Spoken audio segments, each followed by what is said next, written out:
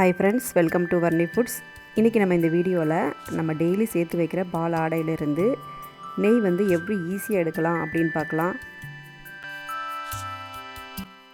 இந்த மெத்தட் வந்து ரொம்ப ஈஸியாக இருக்கும், பிகினர்ஸ் கூட ட்ரை பண்ணலாம். எப்படி செய்கிறதுன்னு வீடியோக்குள்ளே போகலாம். நம்ம டெய்லி பால் காய்ச்சிட்டு அதில் கிடைக்கிற பால் ஆடையை ஒரு பவுல்லையோ இல்லை பாட்டில்லையோ போட்டு சேர்த்து வச்சுட்டே வரணும். பால் ஆடை வந்து நல்லா திக்காக நம்மளுக்கு கிடைக்கணும் அப்படின்னா நம்ம பால் காய்ச்சிட்டு பால் ஆறின பிறகு பாலை வந்து ஒரு மணி நேரம் ஃப்ரிட்ஜில் வச்சு எடுத்தோன்னா நம்மளுக்கு நல்ல திக்கான பால் ஆடை கிடைக்கும். அந்த மாதிரி கிடைக்கிற பால் ஆடையை வந்து நம்ம ஒரு பவுலில் போட்டு ஃப்ரீசரில் ஸ்டோர் பண்ணணும். நம்ம நெய் எடுக்க போகிறதுக்கு ஒரு 5 மணி நேரத்துக்கு முன்னாடியே ஃப்ரீசர்லேருந்து எடுத்து அதை ஃப்ரிட்ஜோட நார்மல் ட்ரேயில் மாற்றிக்கலாம். அப்போ தான் அது மெல்ட் ஆகும். இப்போ மெல்ட் ஆயிடுச்சு. இப்போ நெய் எடுக்க ஆரம்பிச்சிடலாம். இந்த ப்ராசஸ்க்கு வந்து ஐஸ் வாட்டர் தேவைப்படும். நீங்கள் ஃப்ரிட்ஜில் தண்ணி வச்சு எடுத்துக்கோங்க, இல்லை ஐஸ் க்யூப்ஸ் கூட யூஸ் பண்ணிக்கலாம். இப்போது மெல்ட்டான பால் ஆடையை நம்ம மிக்ஸி ஜாரில் சேர்த்துட்டு ஐஸ் வாட்டர் சேர்த்துக்கலாம்.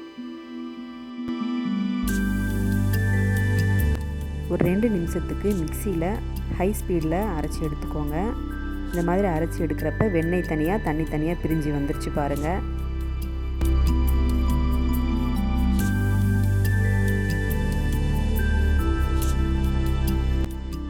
இப்படி கிடைச்ச வெண்ணெயை வந்து நம்ம அந்த தண்ணியெல்லாம் நல்லா ஈர்த்து எடுத்துட்டு ஐஸ் வாட்டரில் சேர்த்துக்கலாம்.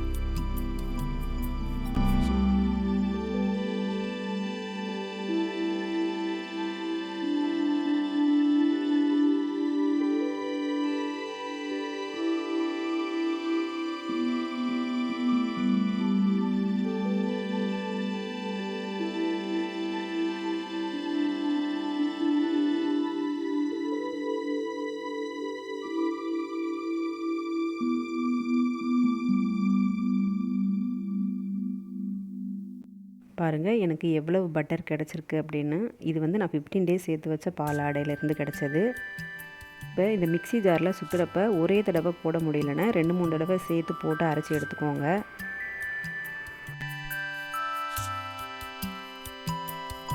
இப்போ நம்ம வந்து நெய் உருக்க ஆரம்பிச்சிடலாம்.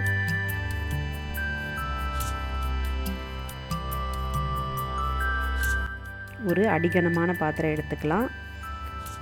இப்போது நம்ம அதில் வந்து நம்மளுக்கு கிடைச்ச பட்டர் சேர்த்துக்கலாம்.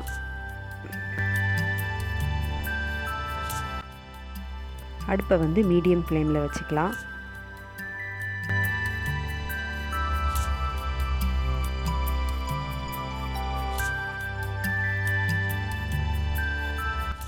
கரண்டியை வச்சு மிக்ஸ் பண்ணிகிட்டே இருக்கணும் இடையில.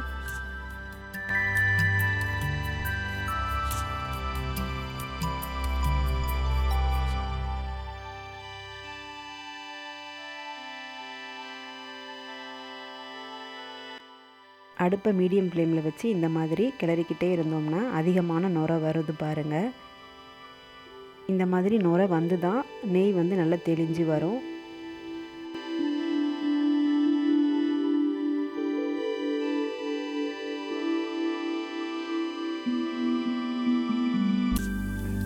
பாருங்கள், இப்போ தான் தெளிய ஆரம்பிச்சிருக்கு நெய் வந்து.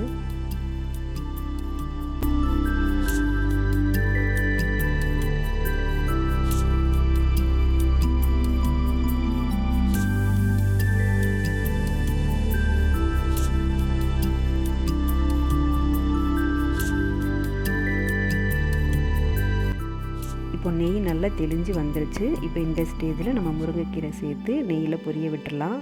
இந்த மாதிரி செய்கிறப்ப நெய் நல்லா வாசமாக இருக்கும்.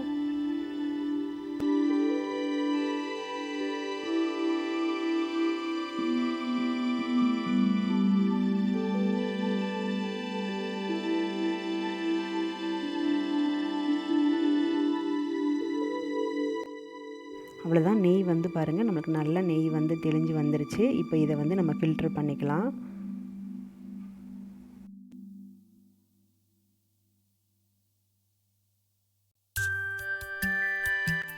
இந்த மாதிரி ஃபில்டர் பண்ணதும் நம்மளுக்கு அந்த முருங்கைக்கீரையை வேஸ்ட் பண்ணிட வேண்டாம். இதை வந்து நம்ம பருப்பு இல்லை ரசம் வைக்கிறப்ப சேர்த்து சமைச்சு எடுத்துக்கலாம். இல்லை ஒரு சின்ன பவுலில் போட்டு ஸ்பூன் போட்டு கொடுத்துட்டோன்னா குழந்தைங்களுக்கு கொடுத்துடலாம், அவங்க சாப்பிட்ருவாங்க. நெய்யில் பொரிஞ்ச முருங்கைக்கீரை வந்து ரொம்ப டேஸ்ட்டாக இருக்கும், முறுமுறுன்னு இருக்கும்.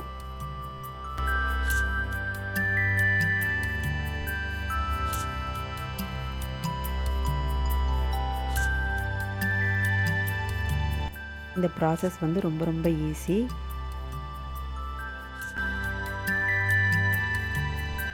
இப்போ வந்து நம்ம பால் ஆடையிலேருந்து டைரெக்டாக நெய் எடுத்துருக்கோம், இது ஒரு மெத்தடு. இன்னொரு மெத்தட் வந்து பால் ஆடையில் உரமோர் சேர்த்து நெய் எடுக்கிறது, அதுவும் நம்ம சேனலில் போட்டிருக்கோம், வேணால் ரெஃபர் பண்ணி பாருங்கள்.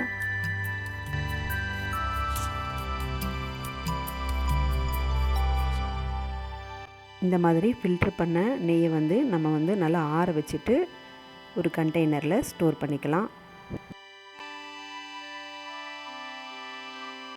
நான் 15 நாள் சேர்த்து வச்ச பாலாடையில் எனக்கு வந்து ஒரு 400 ml நெய் கிடச்சிது.